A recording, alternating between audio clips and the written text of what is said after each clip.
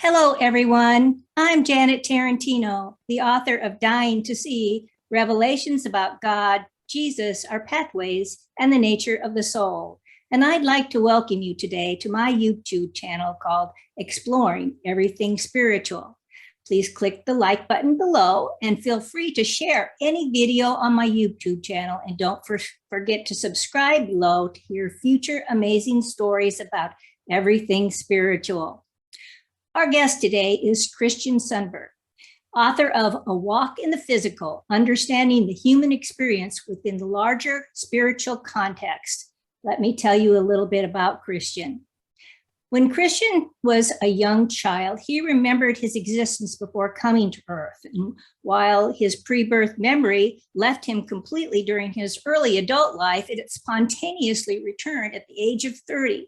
When Christian took up a meditation practice and went through a personal awakening journey. He also began to have out-of-body experiences known as OBEs too. Now Christian has given over 80 public speaking presentations in hopes of reminding others, or at least opening their awareness to who we really are. Welcome, Christian. Glad to have you here today. Thank you so much, Janet. I appreciate it. Yes. My pleasure. I find your story very interesting, as I agree with the pre-birth planning because that's kind of part of my story. I say that because even though I don't have specific memories pre-birth, part of my story goes back to when I was young and had recollections of things I shouldn't have known. My parents already had twin boys, and they were 2 years older than me. When I came along, they decided to build a larger home to accommodate the family. And I remember that day very clearly because I was 18 months old or thereabouts, because I still could not walk very well. And my mom was holding me in the crux of her arm. And my dad had taken us to see the progress of the family home. And my dad was animatedly, excitedly describing to my mom where the kitchen appliances and the sink and everything were going to go. And I felt like I was looking out the portholes of this little girl that was me, as if I was the spirit looking out of portholes of a ship. And I already knew what my home was going to look like, with the kitchen, the heart of our home. Does this in any way support what you're going to talk about today? Yeah, absolutely. Yeah, especially when we're young, because when we're young, the veil is not we're not as associated with the human identity. So the veil is not quite as thick, so to speak. Mm-hmm. So it's very common for children to connect to that higher portion of themselves and, be able to see from that perspective. It gets a little bit less common as we become more and more deeply associated with the identity and the forms of Earth. Mm-hmm. But yeah, that definitely sounds like something I would think is normal. Okay, so let's hear about a little bit more about what you'd like to share today, and we'll go from there. Yeah, sure. I mean, I think the primary message that I just think is the most important thing that we share with each other is that whoever you are listening today, you are loved. You are deeply, deeply loved. And that is not just an abstract, distant concept. It is a tangible, substantive reality, even if you don't necessarily feel it right now on human level. What we come from, who we truly are, is total freedom, joy, and unconditional love. And it's not just a nice sounding fairy tale or something. It really is the real substance of what we are. And I'll just have to say up front that these things really cannot be spoken about with words. Just a disclaimer that I think is important to make every time we try to talk about these topics. We're living in a world right now of form, duality, symbols, and who we truly are just vastly transcends those symbols of Earth. You can't possibly quantify or name or give word to what we really are. So we're just using some words. Love and joy and freedom are the closest English words I could think of. Consciousness itself. Who you are is you, the you that is listening today, the spirit that is listening, not the human character. The human is just something that we experience being. It's like a character that we take on for a while, or a shirt that we wear for a while to have a very unique cognitive perspective. But That really is the most important message. And of course, there are all sorts of things tied to that, but I really am passionate about hopefully reminding people that they are more than the human character. And because of that, there is nothing to fear. There's nothing in this world that we need to actually fear. Fear is something that we experience very deeply here because this is a very constraining state of separation by comparison. So there's a lot of opportunity for fear to arise and for the ego to rise, because ego comes from fear, and when we're afraid and when we feel separate, our egos rise up and try to fix the problem. But in the end, there's no reason to fear, because even this state of separation is an illusion. It's not fundamentally real. What we really are is consciousness itself, awareness itself, that is connected with all things, with each other and with all things. And we are never truly separate. We are never truly without that power that seems to have been lost. So there really is never any reason to truly fear. Exactly. So why I notice you in your book that you mentioned that overcoming fear is an important part of the spiritual journey. Is that what you just were talking about? Yeah, overcoming fear is a very important part of the journey. I think Tom Campbell's work speaks to this very well. But in short, our true nature is love, and so when we come to an experience like this that is so highly constraining, the experience is giving us an opportunity to integrate this level of context and this specific perspective. But what we are is we're integrators of experience. That's really what we are. It's really what spirit is.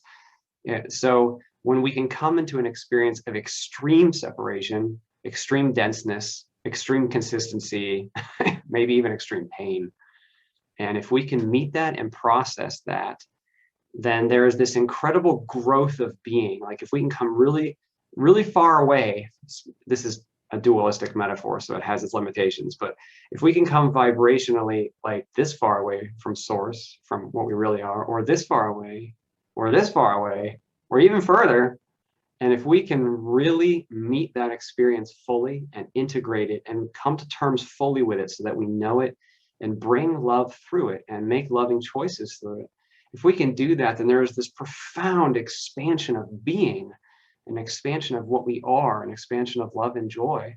And so fear is it's just a word, but it's the best word I think we have to kind of summarize that which there's not really an opposite of love, because love is what's fundamentally real. It doesn't truly have an opposite. but from this perspective in duality, fear is what we could say the love turned around. It's really not, like I said, it's not a second fundamental power. But it is, if we turn it around and if we get lost inside the illusion of separation, and if we get lost inside the negative self-perceptions that can arise in this kind of situation, like the perception of powerlessness or shame or unworthiness of love, those are some of the big ones we deal with a lot as humans. When those negative self-perceptions when we take those on, we experience a lot of fear. So if we can really meet and process and heal that fear, then there is a deep, deep integration that occurs. And that is an expansion of love and joy. So conquering fear, maybe conquering is not the right word, integrating fear, fully processing fear, fully healing through all that, is synonymous with an expansion of love and joy, because joy and love is what we already are. And so when fear is not hindering us, when we're not buried underneath it and buried underneath all the suffering and the story, then the love that we really are can just shine forth, and it can do it in a context that was previously very daunting. Yeah. So yeah, it's synonymous with what we're doing here in one way. Yeah, I think they call that fear's false ego appearing real, but it's actually an illusion, like you were saying. So yes. I can say that after my near-death experiences, my fear was transformed into excitement, because now I wonder about every day what's going to happen and what's laid out for me to learn. So because it's a great mystical adventure. here in this world. And I remember coming back to my body excited. I was so excited to get back in my body. It was amazing. That's awesome. Yeah, that I resonate with that, because that it very much speaks to what I felt before accepting this life, before incarnating. Even though I knew that it was extremely dense and it could be extremely challenging for me, there was so much excitement. You know, it was such a precious opportunity to be able to do this. And I was just incredibly excited to be able to undertake this journey. So it's really great to hear you say it from a perspective of, you know, you've already lived, and then you visited the other side, and then decided to return to the existing life in a similar way. That's wonderful. I mean, I feel like when we know the truth of who we really are, the love and the joy and the powerfulness and the immortality of what we really are, it's very natural for us to be excited, even with things that, as from the human perspective, may seem very dense or challenging. Yeah, because I sat down in my body. I sat down and put a spirit foot into each of my legs and put my spirit, body back on. And I rocked back and forth until I could get up enough momentum to lay down in spirit form and help my body sit up and gasp for air. So, yeah. So what I'm going to hold the suffering for a little bit, because I'd like to touch on what the purpose of the physical universe, what's that all about? The purpose of the physical universe. And we touched on this a bit, but and this is so beyond language that it's almost impossible to state succinctly. But we can say that the physical universe is place that has been created for the opportunity to make choices within a rich context so that we can integrate experience and grow towards joy and love. Okay. It's an experience integration playground that is meant for the expansion of love and joy. And it is also a great creative project. You know, it's a huge creative, game is a bad word, but it's like it's like a creative game in which we get to dive deeply into these discrete perspectives, and then see how we can do, like how can we actualize our true loving nature through these perspectives? Can we do it even here? And what is it like to experience being this? You know, like, this is a place that we can come to experience certain perspectives that are not possible in other higher systems, especially certain limitations. There's certain limitations available on Earth, and not just Earth. You know, you asked about the universe. Earth is just one small, tiny, tiny portion of the universe. But within the whole universe, in general, the whole physical universe offers the opportunity for experiences of relatively extreme limitation, and that can be very valuable, you know, to the spirit, to the soul that wants to experience these things, know them, deeply integrate them, deeply process them, and take that with them forever. There's so much to that. Like, you know, we summarize the integration experience and the expression of love and the growth of love. That means so many things. Yes. You know, being love means so many different things. It means how we meet each moment. You know, like, how do we meet every moment of our lives? Do we do it with openness and acceptance and humility and bravery and compassion and kindness, or do we feel the fear, and then we just, you know, kind of, and it's okay if we find ourselves unable to escape the fear circle. That's okay. That's part of the that's part of the journey. But if we can overcome that fear, like we said already, and then that is such an awesome opportunity. And so that's a part of it too, because basically, if we want to bring it down to just like one root idea, it's how we use our intent. You know, we're refining the way that we use our intention, our choice making. Tom Campbell has a great term for this. He calls it quality of intent. And it means, in any given context, can you make the loving choice rather than the fearful choice? And so this universe is a high constraint, high contrast context in which we get to test that and develop it. Great. So, and in your view, do we incarnate? Yeah. Well, Reincarnate. do we reincarnate? Yeah. First of all, let me ask this question, because this one's been floating around in my mind. So do we learn for us as spirits, or do we learn for the collective, or both? Both.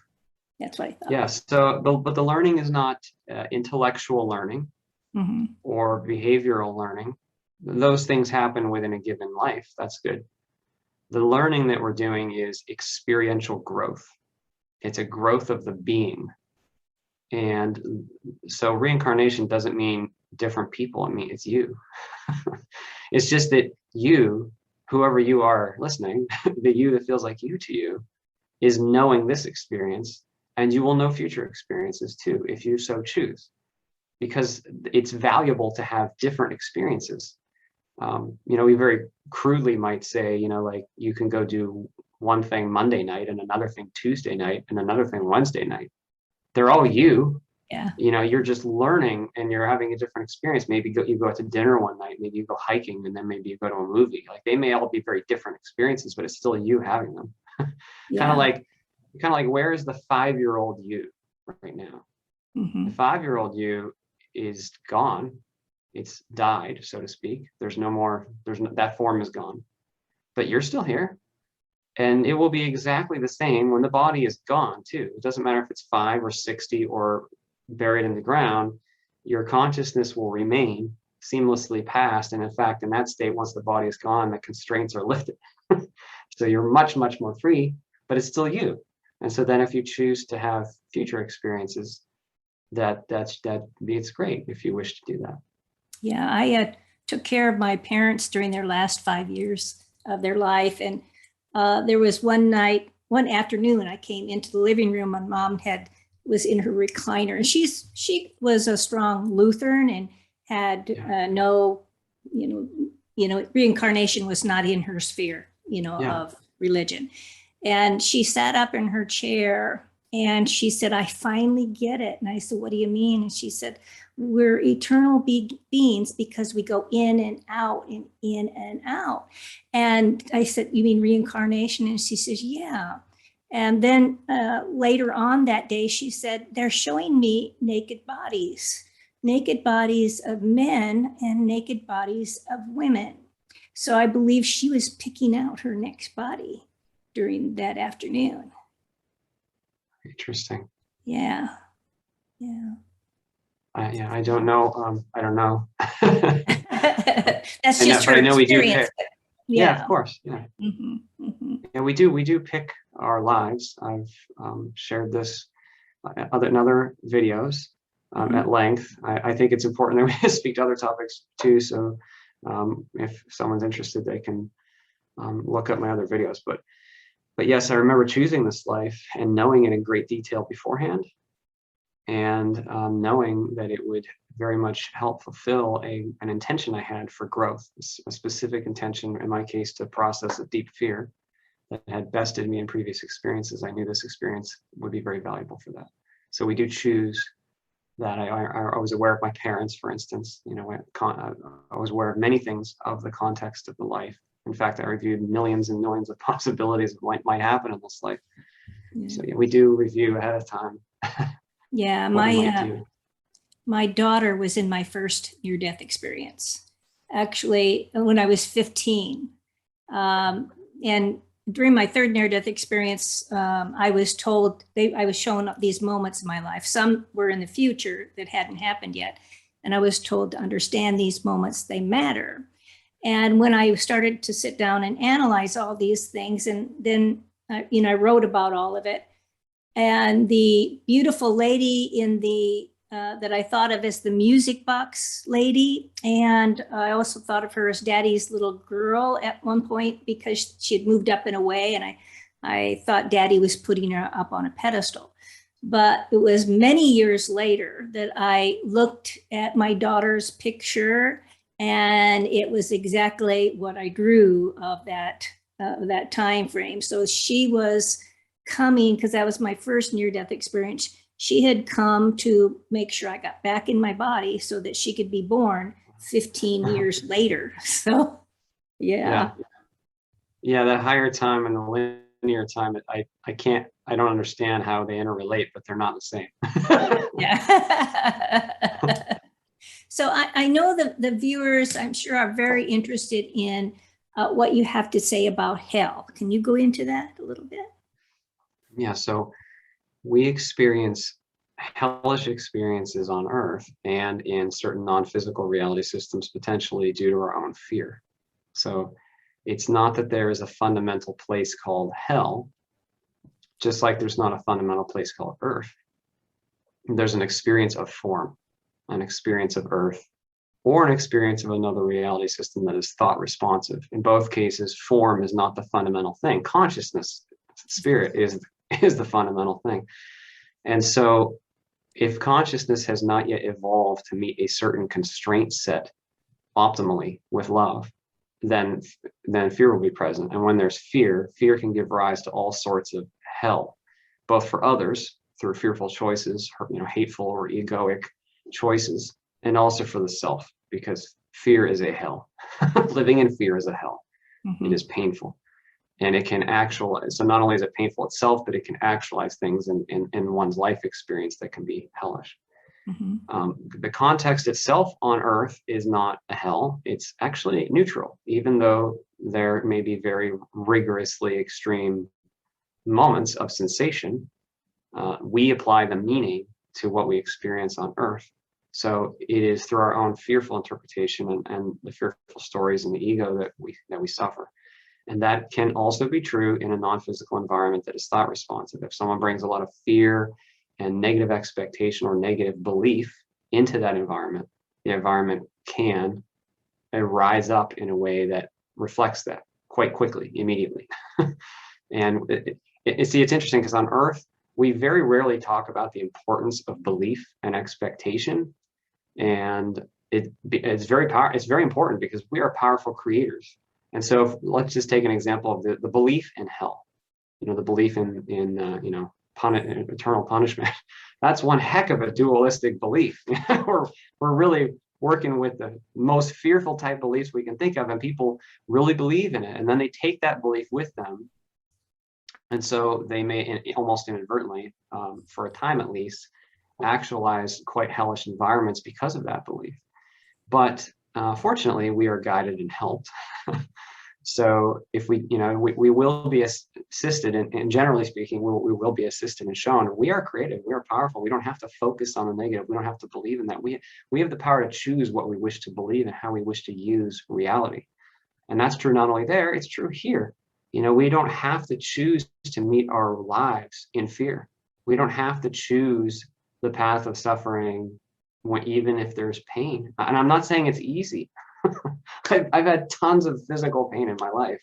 And I know I'm not making light of it. But we apply the meaning. We choose the beliefs. There is no belief that you really, really, really need to grip onto with white knuckles. You get to choose how you interact with even your own beliefs. And you are free to do that and to choose how to interpret life. It seems like you can't when you have a lifetime of momentum built up in a certain direction. Our parents teach us a certain way of interpretation, and then as we grow, it becomes who we are. And then reality itself appears that way. That's the thing about Earth. One of the things about Earth that's very interesting is that what we believe about it seems that reality itself is that way. It's like a big mirror that reflects back to us what we believe about it and about ourselves. If we believe that we're not worthy of love, for instance, we will see all sorts of evidence that we're not worthy of love. We'll actualize all sorts of events that show to us that we're not worthy of love. And we're doing it almost without knowing. So, so I think it's very important that we become aware of how important our own beliefs and expectations are, so that we don't create a hellish situation for ourselves or for others. So we can choose to create a better future. But it takes a little bit of effort because you do have to constantly think about changing your old viewpoints and manifesting them into a new point of view, kind of like doing a vision board, in trying to create a new future. Right? Yes, so we absolutely do have the power to create a better future. I don't simply want to make it sound like an action, though. It's not that we need to just perform one action to manifest a better future. The most important thing we can do is to grow in love and face our own fear. If we do that at the deepest level, then the deepest part of us will automatically be resonating with that and helping to create that. See, a lot of people will create, some type of manifestation tool, like a vision board, and they say, I want this certain thing. And they say it in their mind, but what their energy is really saying is, I'm afraid of not getting that thing. There's a difference. And so what the universe is listening to is not primarily the surface thought. It's primarily your deepest intention, what's really going on inside you. And it's, I've heard it described like a soundboard. I kind of like this metaphor, like each one of us is like a board. It's not just one pitch, but producing hundreds of pitches or something all at once. Each person is very complex. So I'm putting it that way because it's not just that it does help to focus, of course, intentionally on positive outcome, but I would like to look even deeper and focus on the root. What is your deepest fear? Where is the ego arising from? And what can you do to heal your own fear and to own your own crap? It's not about avoiding your own stuff. It's about going towards your own stuff. And that takes a lot of humility, a lot of courage, a lot of work, so to speak. You said it takes effort because we need to be willing to really own ourselves. It's not so much that we each need to worry about changing the world. If we if we focus on growing ourselves towards love, conquering our own fear, then we will very naturally be a part of the solution. And that's something we can each do. Work on yourself. Don't worry so much about the whole world. You don't have control over the whole world anyway, but you are you, and you are responsible for what's in you. So focusing there can be very, very powerful. So it's accepting the responsibility of who you are and what you do, basically. Yes. Yeah. Okay.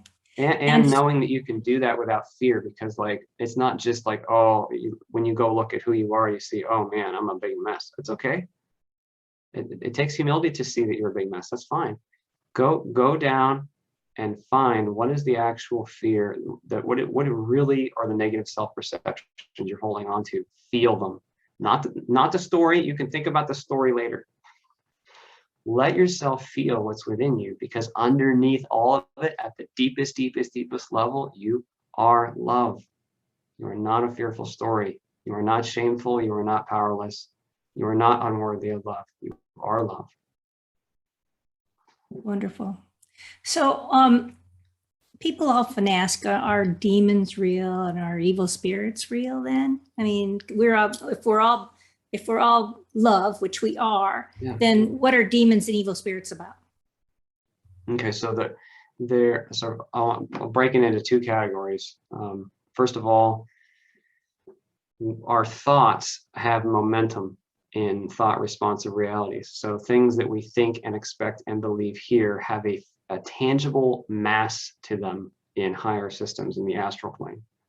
So on Earth, just believing in something called a demon and having images associated with it and ideas, it gives life to a thought form that is what we've been thinking about, demons.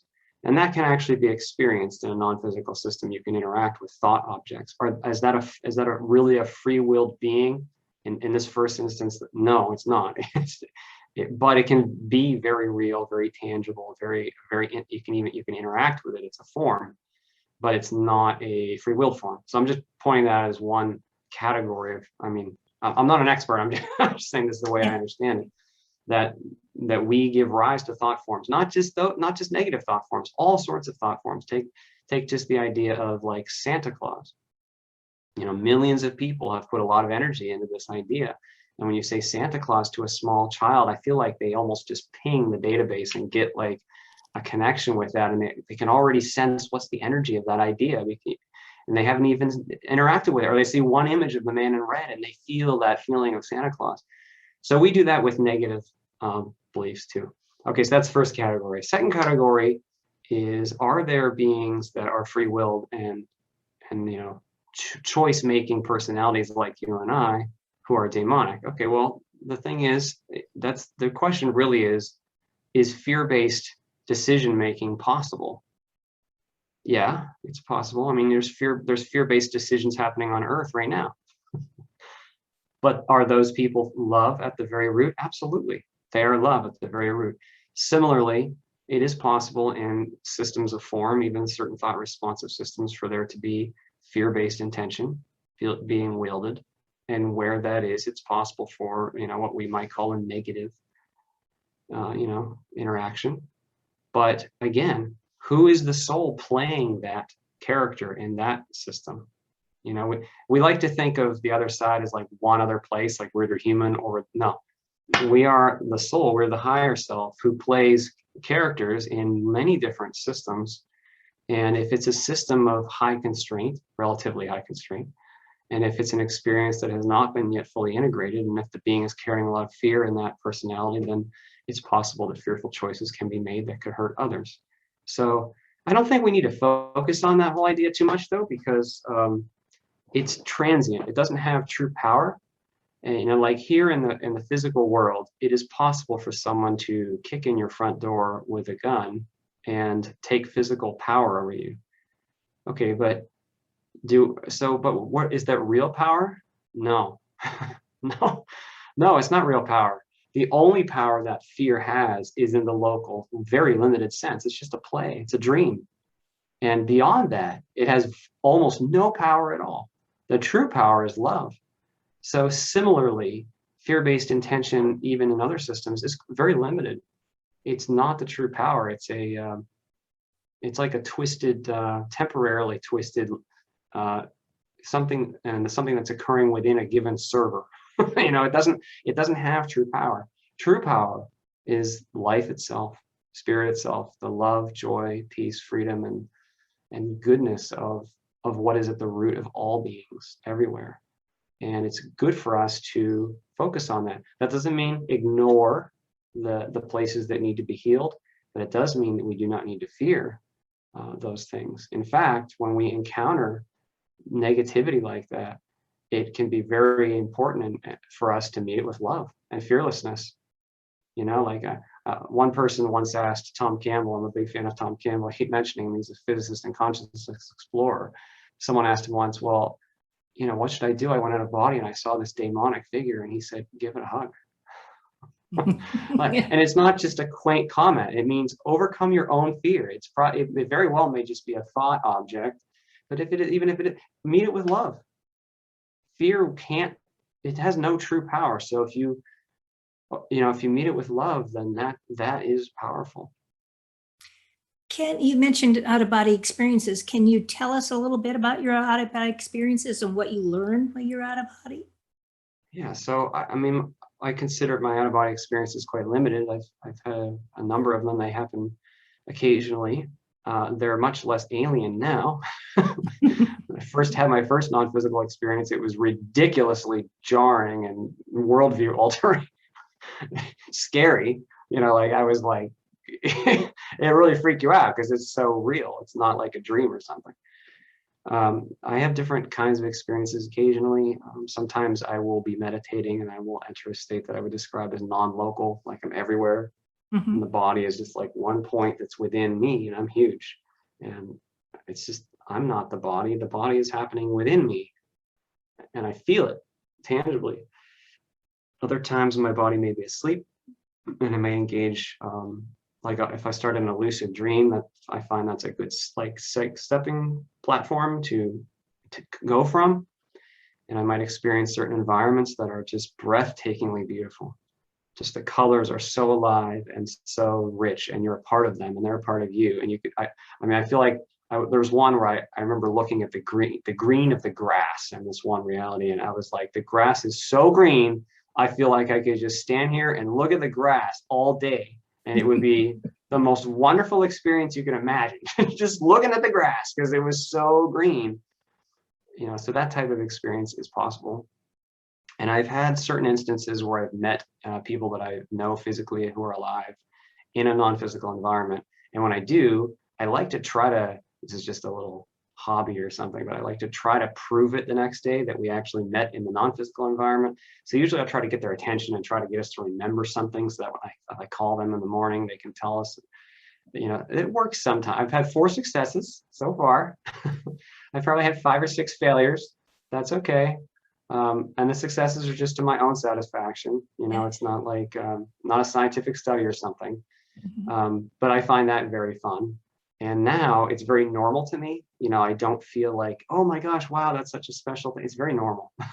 All of us actually engage the non-physical very commonly.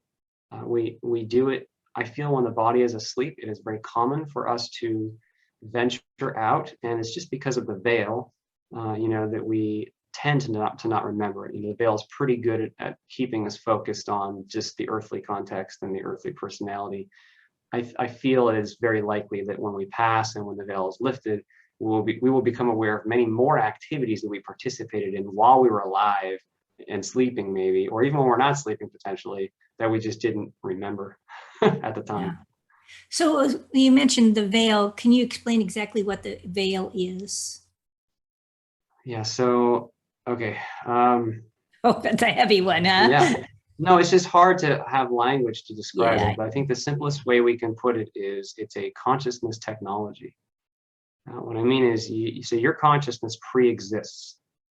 It exists before the human experience. I know you may not remember before the human experience, but that's why you don't remember, because we have to agree to be bound to the constraints of the physical experience, the biology and the linear time and the discrete location. And those constraints are what we call the veil. And when I accepted the veil for this life, it was like being at a place of very, very high vibration where I was connected to everything and I had all knowledge available to me. And I like to describe it like an amplifier, a sound amplifier that produces a pitch like, and then you turn it down when the veil comes over, it goes down. And then when it gets to the bottom, you just keep turning lower, lower, lower, lower, lower, lower, lower, lower, more lower, lower, lower, lower now more lower, lower. You know, that's what it felt like, just this ridiculously huge drop in vibration and having all my knowing be cut off and having all my connectedness be cut off and feeling all of a sudden very alone and in the dark and dense, super dense. The body is so dense, like a heavy metal object or something, and feeling alone. So the veil is just that, I like to call it like a technology that it facilitates, that allows an experience of this magnitude, this denseness, so that we can integrate this type of experience. It is an additive, facilitative creation. So did you feel that the sound going down when you entered your body? You think the physical body is the veil that separates us from our The true veil is in consciousness space. The physical body is not a fundamentally real thing. The physical body is an experience. I mean, it feels like a real thing. It's close enough. Mm-hmm. But it's an experience happening on and within consciousness. So the veil then is something that applies to consciousness itself. And it's necessary for consciousness to surrender or something, part of itself, to the veil, because the spirit is sovereign. You know, it's all power. It's a part of source. There's no greater authority. So it has to allow itself to be veiled. And it's like a subset of the self that is being wrapped within an organic blanket of restriction. That's kind of what we might say the veil is like. And so it's not a physical thing. However, it is very much associated with the physical body and with the limitations of being physical. When the body passes, the limitations immediately relinquish, because the veil is a part of what allows the actualization into the physical form. So they are tied together somehow.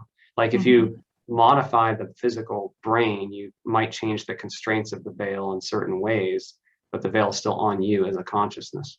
Mm-hmm. And so I said I was going to wait to talk about, let's see, what was it? I had the notation here about not punishment, bad things happening to good people. You know, people always say, why do things always happen? Why do bad things happen? But that is for our experiential experience, right? Yeah, so we are so loved that we are permitted to enter and experience a context in which fearful choices are possible. It's not, yeah, so it's not that like we're being punished or something. It's that we have entered into an extreme level of constraint, and now we're all operating from ego. And when we do that, we hurt each other. And so a lot of bad things happen. Some pain is associated strictly with just, being physical at times. If you get stabbed, you're going to have a physical sensation. But like I said, even that is neutral. You get to assign a meaning to it. Okay, so but all of that contrast is valuable. The entire system is, so contrast is a creative tool. Think of it that way. Contrast is a way that spirit can know experientially certain depths. And when it does that, it is an expansion in being. So for instance, how can the spirit know what total freedom means, except that then it chooses to know not freedom for a while? Well, now that it knows that, it really knows it. Like if you come into the human experience, you really know what it's like to be you. Like you really know. It's not a joke. Like you are really you. So whatever perceptions and experiences you're having, that acts as a very, very valuable point of perspective that is very helpful and additive to the totality of the soul. So I'm saying that in the context of your question, because even the great challenges of life can potentially be very beneficial and additive, especially if we allow them to be, especially if we allow ourselves to grow through them rather than to just wail and rage. And I know it's not easy. Wailing and raging is what the ego does. And it seems like there are many contexts that very much deserve that. I'm not making light of that. I'm just saying that all experience, even the very constraining and high contrast situations of life, have the potential to be very high growth, useful, even very loving, wonderful experiences, depending on how we use them. And so we choose these growth factors, correct? That's what you're indicating. Yeah, we choose a life context, and in my case, I chose to engage a very specific fear. So yes, in my case, I chose to be challenged in a very, very specific, deep way. Absolutely. And I suffered post-traumatic stress disorder for 7 or 8 years after a trauma at the age of 22, which was foreseen. Like I didn't know it at the time, because this pre-birth memory had left me by the age of 5 or 6. So when I was 22, I didn't know. But before I was born, I knew that this was very likely this would happen. And it was a really, really exciting opportunity to re-engage this very low vibration and to see if I could process it and meet it and integrate it and do that. And I knew there was so much growth and just huge potential available even through that I was excited to have the opportunity, even though I knew it would be very difficult potentially. It was plainly seen. It was known that it would be very, okay, that's biting off a lot. But we're so ambitious in our creative and our desire to grow in love and joy and in our creativity that we sometimes do bite off a lot. So anyway, so we do plan certain things, not every single thing. But there are usually what we plan is kind of like a theme that runs through the life. If there's some kind of a revisiting perception or revisiting challenge that seems to be constantly with us, and by the time we reach a certain age, we're just freaking sick of it and we got to deal with it. Not always, but sometimes that is, maybe the thing that we came to deal with. Yeah, that's true. When I was 4, I had another. I was with my mom, and she was talking about adoption on the phone with somebody, and I was bored because I wasn't in school yet. I was too young, and so I was waiting for everybody to come home from school. And when she got off the phone, I asked her if I was adopted, because I still had a sense that there was something bigger that I was missing, and that this wasn't my my real family. But she said, no, you're our little girl. But then I told her, okay, but I'm going to die young. And when I said that, I had visions of 3 ages go through in my mind. And those were the 3 ages I had my 3 near-death experiences. So I was seeing portions of what was planned ahead for me. Lord knows why I, chose that kind of, I obviously chose it for a reason, and believe it was for the book that I was told to write too. So, yeah. Awesome. Yeah. Yes. Thank you for doing that. Sure. Sure. It's been it's not a light thing, you say sure, but it's a very real and amazing journey that you signed up for. Yeah. And you talk about the out-of-body experiences. My dad, during his final days, he woke up one morning, came out to the living room, hobbling with his walker. And he said, he was looking confused. And I said, are you okay? And he said, I don't know. I just came back. I just flew back through a tunnel. I was standing with some people in a white area. And then I flew back over the fields and through a tunnel. And he says, I just don't know what's going on. But he had come back come back to his body before he. That's so awesome. Yeah. So we kind of explained that to him, and it made sense. I feel like I miss that so much when I hear that. I just get. It was fascinating. I feel my own ego respond. No, that's really beautiful. Mm-hmm. Yeah. So, is there anything else that you'd like to touch on that's important for our audience to know? Yeah, I think we already touched on a lot of very important points. But one thing I'll just say, so this thing about you not being human, the life that you're experiencing right now is a story and an opportunity. So this is just another comment about the idea that you don't need to be afraid of your life or what the world is offering you, but specifically, we tend to have a relationship with the story of our life. And so I think it's very powerful if we can learn to take a step back. Meditation can be extremely helpful for this, not because you're trying to escape the story, but meditation is helpful just because as you spend time with your awareness itself and not thinking, you grow in familiarity with your awareness itself, and the thinking loses its oomph. This is very important. This is it's very meaningful and liberating, because as we do that, we find that we aren't the constant thought stream. It's not what we are. Thoughts are like little dreams that are hitting you in the face all day.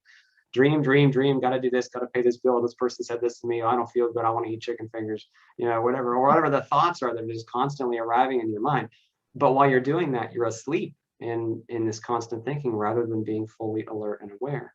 So as you learn to work with your own story, take a moment to just be fully alert and aware in your life. I call that mindfulness, but allow yourself to be mindful of whatever, anything, any context. When you're washing your hands, or when you're putting on your clothes, or when you're talking to somebody, or just looking at the sky. Give yourself permission every once in a while to put down all the thinking, put down all the stories, and just be present, just be fully alert and aware. And when you do that, it kind of, not because you're trying to do this, but it just naturally clears the leaves away, and the deeper parts of yourself can rise up all on their own.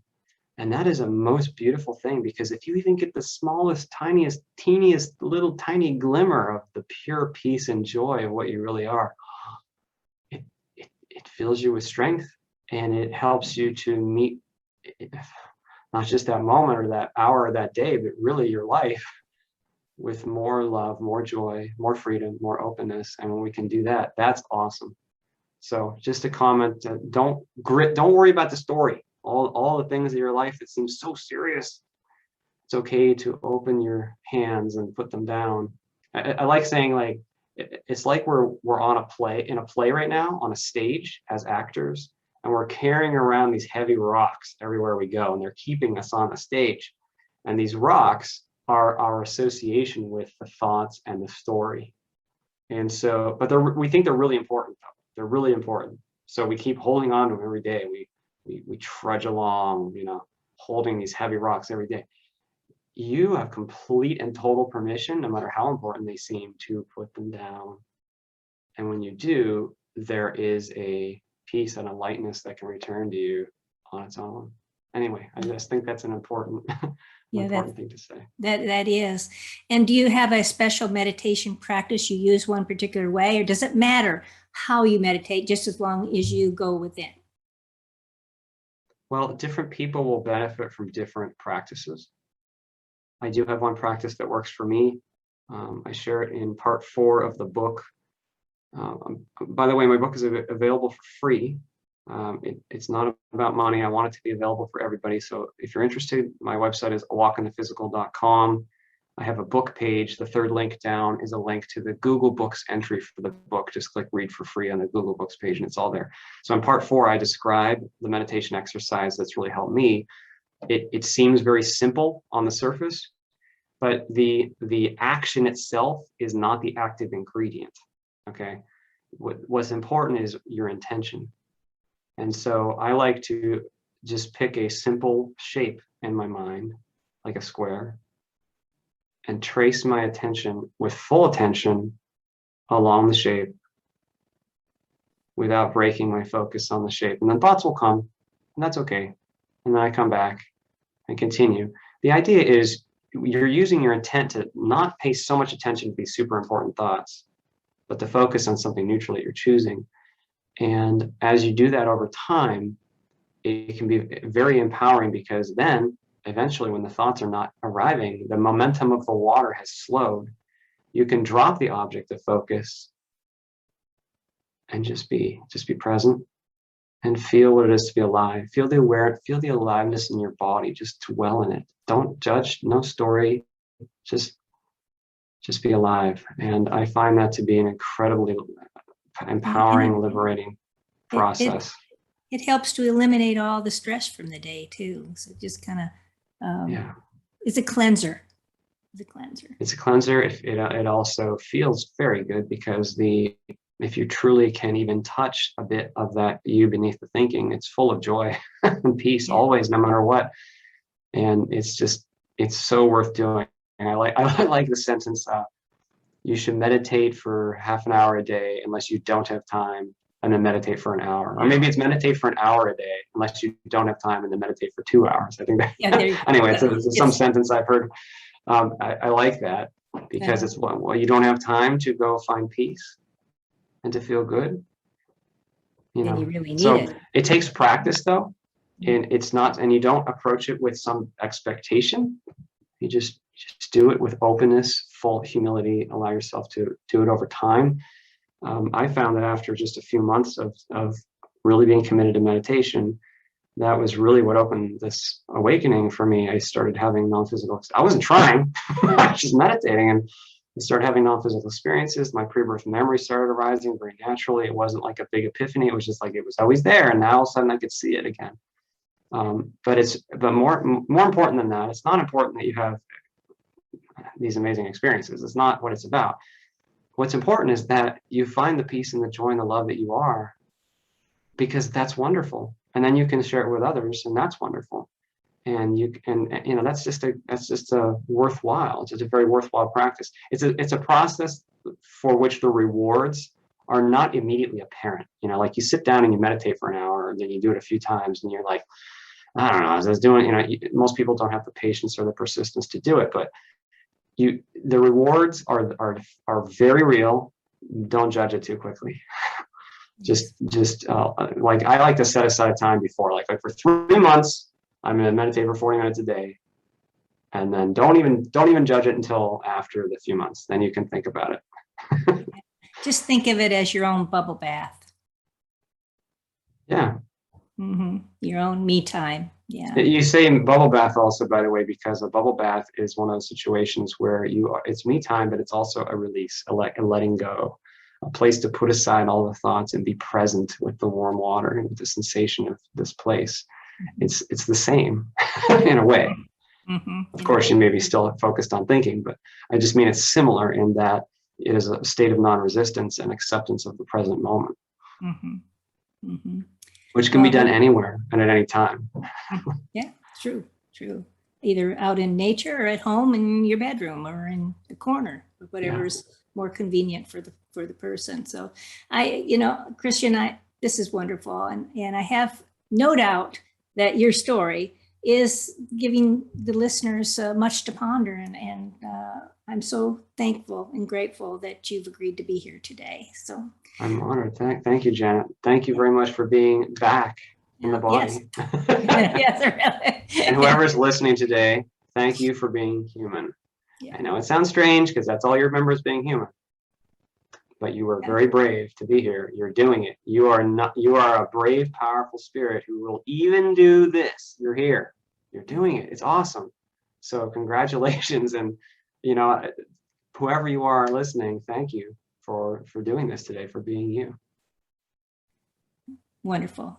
So you've already mentioned that did you mention that it's already that your website is walkinthephysical.com? Yeah. And your Gmail, is that how people could reach out to you? Yeah, I'll walkinthephysical@gmail.com. If you'd like to email me, that's fine. Yeah.